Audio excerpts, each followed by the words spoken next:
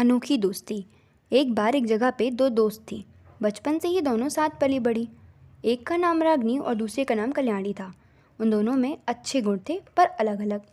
रागनी एक आदर्श, साहसी पर स्वार्थी लड़की थी और यहाँ कल्याणी में लगन, प्रयास, आज्ञाकारी, ये सभी गुण से युक्त एक समाजवादी वाली लड़की थी, बिल्कुल अपने नाम के अनुरूप। वो सदैव सबका कल्याण चाहती थी, पर रागनी की सोच थोड़ी दूसरी थी। वो सोचती थी कि मेहनत तो वो खुद करती है, तो अपना फल दूसरों को क्यों देना। उसकी सोच ठीक थी, पर वहीं कल्याणी सोचती थी कि मुझे दूसरों के कारण मिला है और वो गरीब पर खर्च करती थी। पर कभी भी इन दोनों में इस बात को लेकर झगड़ा नहीं होता था। रागनी शांत स्वभाव की थी, पर अगर कल्याणी को दुख पहुंचता तो वो बर्दाश्त नहीं कर पाती। वैसे ही कल्याणी थी, वो किसी से नहीं डरती थी, पर वो भी रागनी से उतनी ही दोस्ती का नाता रखती थी। पर वे दोनों एक इंसान से सबसे ज़्यादा डरती थी, वो थे भगवान। उन दोनों की पढ़ाई पूरी हो चुकी थी। वे हमेशा अपनी कक्षा में अच्छे अंकों से पास रहती थी। वो दोनों बचपन से देखती आई कि उनका गांव एक बिछड़ा गांव में आता था। ना अस्पताल है, ना ही डॉक्टर, ना स्कूल। स्कूल है तो कहीं पानी की समस्या, घरों की दीवारें खराब हो रही हैं। वे हमेशा संकल्प करती थी कि वे अपना गांव बदलेंगे। उनके गांव वालों को एक उम्मीद थी कि इस समस्या का हल ये कर सकती हैं। उन्हें हर चीज़ के लिए दूसरे गांव जाना पड़ता था। वे लोग अब शहर जाने वाली थी। वे इस बारे में नहीं जानती थी कि क्या होगा। जो होगा अच्छा होगा सोचकर निकल पड़ी। दोनों अपने सामान के साथ कमरा ढूंढने निकली, पर दुर्भाग्यवश उन्हें कमरा नहीं मिला। उन्होंने वो रात रेलवे स्टेशन पर बिताई और फिर उम्मीद के साथ कमरा ढूंढा। किस्मत अच्छी थी, सबसे सही जगह कमरा मिला। दोनों ने अपने घरों में कहा कि वे पैसे भेजेंगी, पर यहाँ उनका खुद का ठिकाना नहीं था। उनके मकान मालिक बड़े ही बुजुर्ग थे, मोहल्ले वाले अच्छे थे, जबकि शहर में ऐसा नहीं होता। सबने उनकी मदद की, उन्होंने काम के लिए जगह बताई। रागनी को एक ऑफिस में रजिस्ट्रार की नौकरी मिली और कल्याणी को दूसरे ऑफिस में। दोनों खुश थीं। एक पड़ाव उन्होंने पार कर लिया था। उन्हें क्या पता था कि एक पड़ाव से काम नहीं चलता। उनकी तो कई परिस्थितियाँ विकट स्थिति इंतज़ार कर रही थी। शहर में एक बहुत बड़ा मेला लगा। उनके मकान और मोहल्ले वालों ने बताया कि वे सतर्क रहें। यहाँ इस मेले में बहुत सारी चोरियाँ होती हैं। वे दोनों मेला घूमने गए। रागनी थोड़ी चंचल थी, वो यहाँ वहाँ जाने लगी। समय का एक हादसा हुआ। उसी समय पिंजरे का हाथी, जो कि सर्कस में था, वो भाग गया और पूरे मेले में हड़कंप मच गया। जो होना था वही होगा। ऐसे ही हुआ और रागनी और कल्याणी मेले में बिछड़ गई।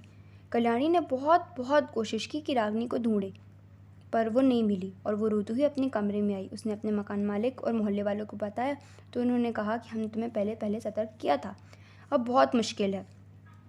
अब रागनी के माता पिता को वो क्या बताए कि उसने रागनी को खो दिया। वो सोच में चली गई और सोची कि अभी नहीं, अगर वो मिल गई तो अच्छा है, तब बता देगी। उसने नहीं बताया। यहाँ रागनी को कल्याणी से बिछड़ने का शौक मना रही थी। उसे कोई उम्मीद नहीं थी कि अब वह क्या करे, कैसे मिले। वो दूसरे शहर में थी। उसने भी कल्याणी के माता पिता को नहीं बताया। उसने भी नहीं बताया। ऐसे ही समय बीता। रागनी अब उस ऑफिस में आती थी। वो कथक की स्कूल में शिक्षिका बन गई और कल्याणी की लगन से वो बड़े ऑफिस में आ गई। दोनों एक दूसरे के बारे में सोचती रहती। एक दिन कल्याणी ने रागनी के माता पिता को बताया तो उन्होंने कहा, बेटा क्यों मजाक कर रही हो, हम तो रागनी से रोज़ बात करते हैं। रागनी झटके में थी। रागनी का नंबर मांगा कल्याणी ने तो उन्होंने कहा कि बेटा हमें इस मोबाइल में नंबर देते नहीं आता। वो बहुत खुश थी कि रागनी ज़िंदा है।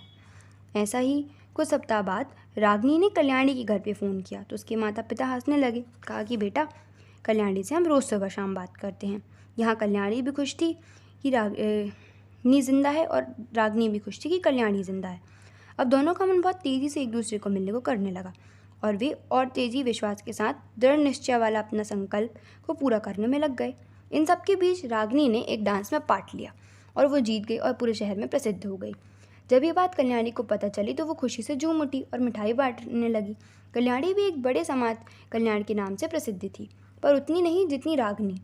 अब कुछ दिनों में उसके शहर में डांस परफॉर्मेंस करने के लिए रागिनी आ रही थी। कल्याणी ने उससे मिलने के लिए बहुत कुछ सोचा, पर उसका डांस हुआ तो उसे लोगों ने घेर लिया, जिसके कारण कल्याणी रागिनी से मिल नहीं पाई। यहाँ रागिनी को दुख था कि कल्याणी मिलने नहीं आई। रागिनी के बॉडीगार्ड्स कल्याणी को हटा रहे थे कि वो नहीं मिलेगी, अभी मैडम नहीं मिलेंगी।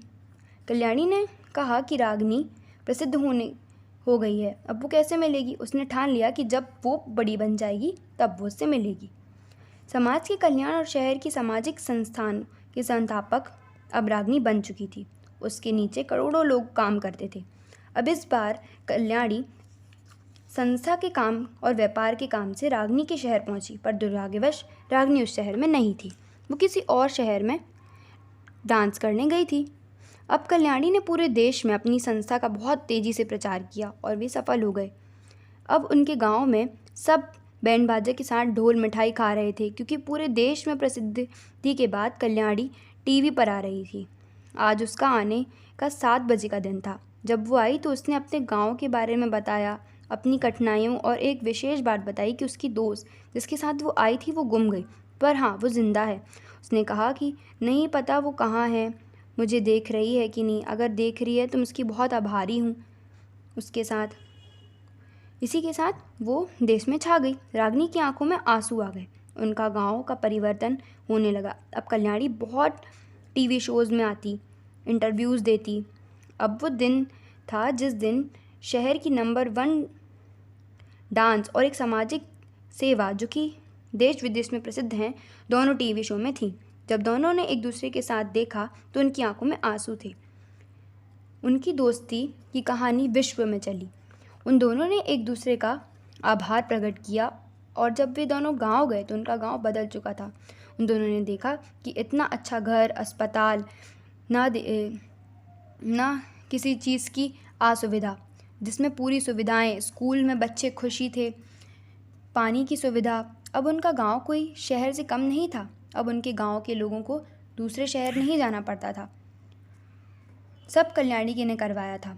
रागिनी ने एक डांस अकेडमी की बड़ी अकेडमी खोली। उन्होंने खुशी से अपने पुराने झूले में झूलते हुए नज़र आ रही थी, और उनके माता पिता विश्व प्रसिद्ध हो रहे थे। वो हर सुविधा जो शहर में थी अब वो उनके गांव में थी। अगर दोनों में मेहनत, जिज्ञासा, लगन नहीं होता तो उनका गांव वैसा का वैसा ही रहता। अब सब लोग नए गांव का स्वागत कर रहे थे, और कल्याणी और रागिनी सबको खुशी से देख के खुश हो रही थी। मोरल ऑफ द स्टोरी: भाग्य सबका अच्छा होता है, उसे संवारना खुद पड़ता है, मेहनत, लगन और रुचि से। Thank you.